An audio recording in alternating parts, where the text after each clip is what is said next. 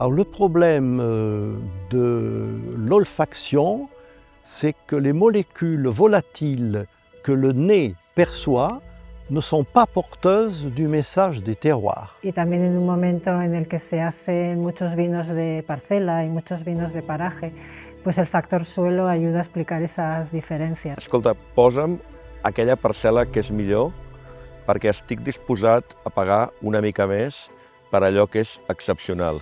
Les veus de la terra, un projecte on viticultors, tècnics i mestres de la biodinàmica ratifiquen el vincle profund entre la terra i el vi.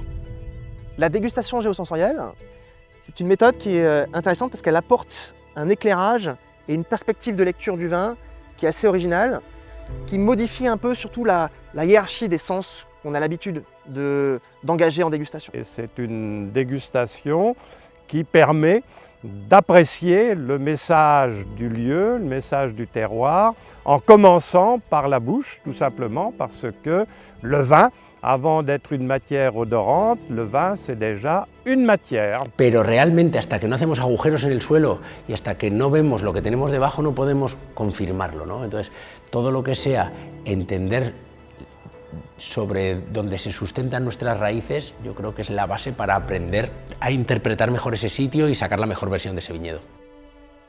Processus, en fait, moi j'ai toujours pensé qu'il fallait faire des raisins avant de faire du vin.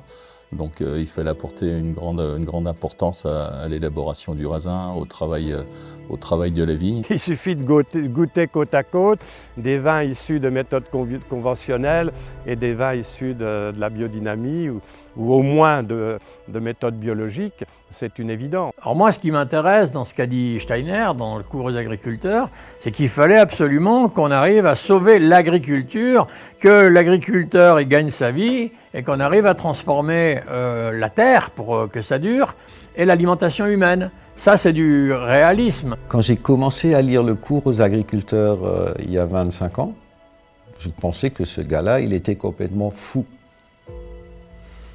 Et au fur et à mesure que j'ai travaillé, donc que j'ai fait, j'ai acquis du savoir, c'est ce qu'on appelle le savoir-faire. C'est les gens qui ont du faire et du savoir-faire, c'est eux qui vont trouver les nouvelles solutions pour les nouvelles difficultés d'avenir.